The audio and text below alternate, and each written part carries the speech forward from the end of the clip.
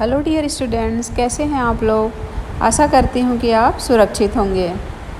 आज हम flamingo book से द लास्ट लेसन के बारे में पढ़ेंगे। इसके ऑथर हैं अल्फोंसे डॉडेड। तो देखते हैं हम कि क्या लिखते हैं द लास्ट लेसन में। यहाँ पे बताया गया है कि फ्रांस के जो दो डिस्ट्रिक्ट हैं अल्सेश और लॉरेन जो है वो जर्मनी के हिस्से में चले गया है। इस स्टोरी में फ्रांस नाम का एक लिटिल स्टूडेंट है जिसका ये अंतिम लेसन है, क्योंकि इसके बाद अब जर्मन लैंग्वेज में पढ़ाई होगी। तो वो स्टूडेंट कैसा महसूस करता है वो इस कहानी में ऑथर ने बताया है। I started for school very late that morning and was in great dread of a scolding, especially because M. Hamel had said that he would question us on participles, and I did not know the first word about them. For a moment, I thought of running away and spending the day out of doors. It was so warm, so bright, the birds were chirping at the edge of the woods, and in the open field back of the sawmill, the Prussian soldiers were drilling. It was all much more tempting than the rule for participles, but I had the strength to resist and hurried up to school. When I passed the town hall, there was a crowd in front of the bulletin board. For the last 2 years, all our bad news had come from there. The lost battles, the dropped, the orders of the commanding officer, and I thought to myself without stopping, what can be the matter now? इस lesson में लेखक बताते हैं कि French नाम का एक विद्यार्थी था जो सुबह स्कूल जाने के लिए निकला हुआ था। उसे बहुत डर लग रहा था क्योंकि उनके जो टीचर हैं एम हेमेल, उन्होंने कहा था कि वो पार्टिसिपल्स के बारे में प्रश्न पूछेंगे। थोड़ी देर के लिए तो उसके मन में विचार आता है कि वो पूरे दिन स्कूल के बाहर ही अपना समय बिताए, क्योंकि मौसम बहुत सुहाना था। जंगल के किनारे पक्षी चहचहा रहे थे और आरा मशीन के पीछे की तरफ खुले मैदान में प्रशियाई सैनिक ड्रिल कर रहे थे।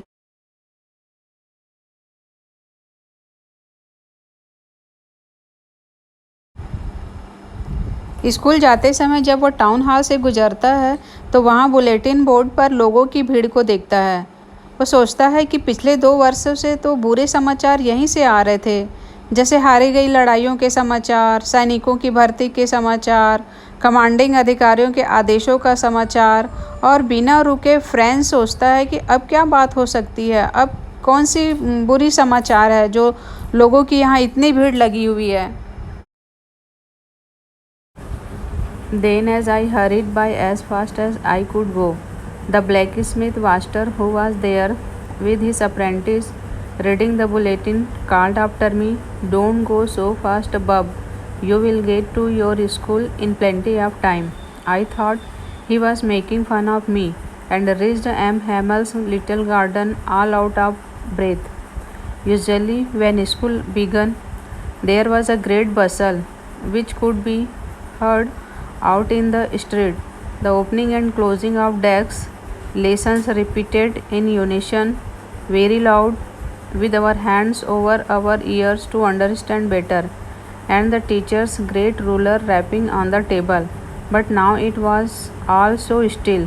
I had counted on the commotion to get to my desk without being seen, but of course, that day everything had to be as quiet as Sunday morning.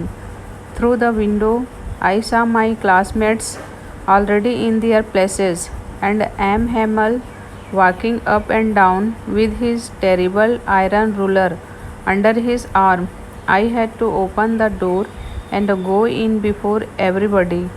You can imagine how I blushed and how frightened I was.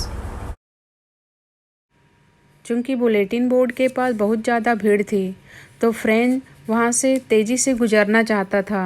तो जैसे ही वो आगे बढ़ा, लोहार वास्टर जो वहाँ अपने प्रशिक्षु का मतलब यहाँ पे होता है जो ट्रेनिंग लेते हैं, एक प्रकार से लर्नर्स।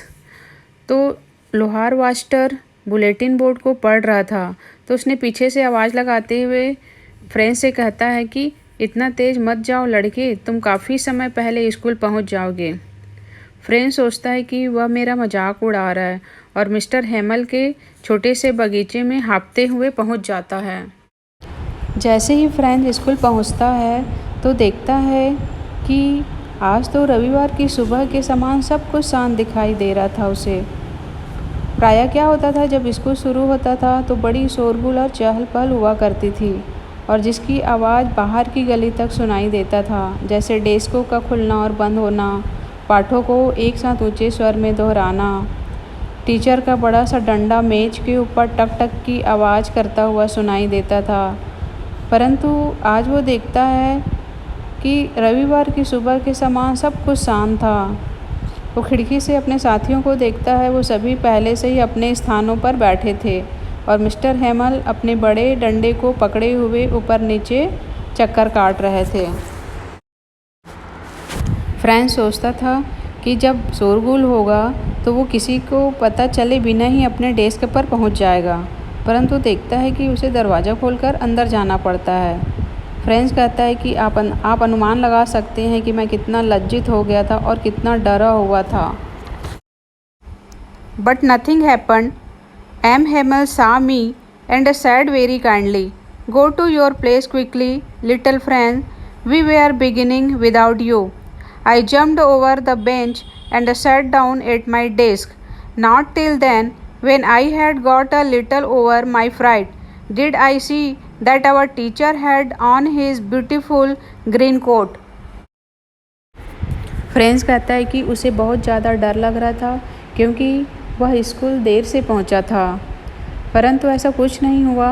मिस्टर हेमल ने उन्हें देखा और बहुत ही विनम्रतापूर्वक बोले कि जल्दी से तुम अपने स्थान पर जाओ नन्हे फ्रेंच, हम तुम्हारे बिना ही क्लास शुरू करने वाले थे। फ्रेंच कहता है कि मैं बेंच के ऊपर से जंप किया और अपने स्थान पर जाकर बैठ गया। तो क्या दिखाई देता है फ्रेंच को कि उनके जो टीचर हैं मिस्टर हेमल, बहुत ही सुंदर हरे रंग का कोट पहने हुए थे।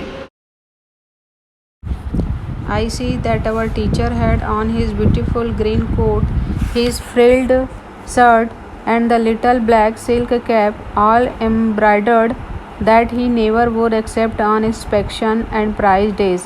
Besides, the whole school seemed to so strange and solemn. But the thing that surprised me most was to see on the back benches that were always empty, the village people sitting quietly like ourselves.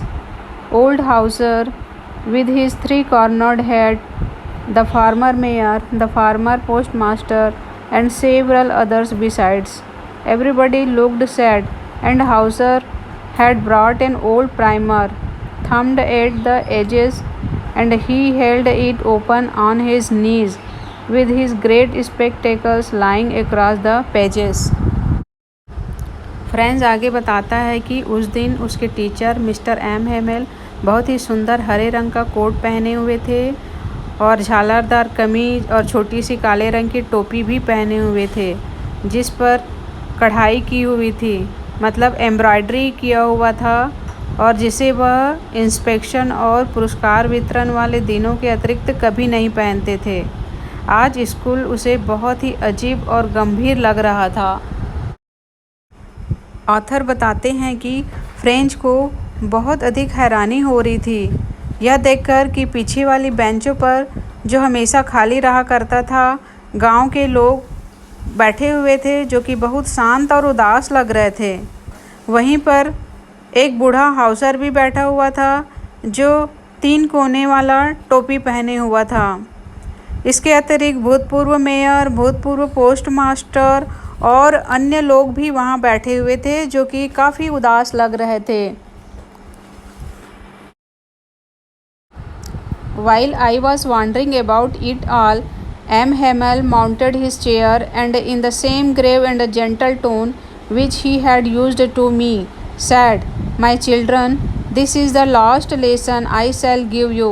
The order has come from Berlin to teach only German in the school of Alsace and Lorraine. The new master comes tomorrow. This is your last French lesson. I want you to be very attentive. French कहता है कि मैं यह सब देखकर आश्चर्यचकित हो रहा था।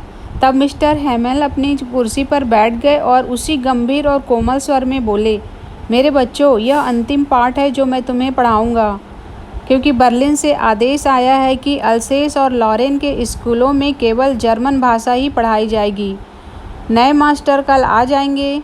यह आपका फ्रांसीसी भाषा का अंतिम पाठ है और मैं चाहता हूँ कि तुम सभी लोग ध्यान से सुनो।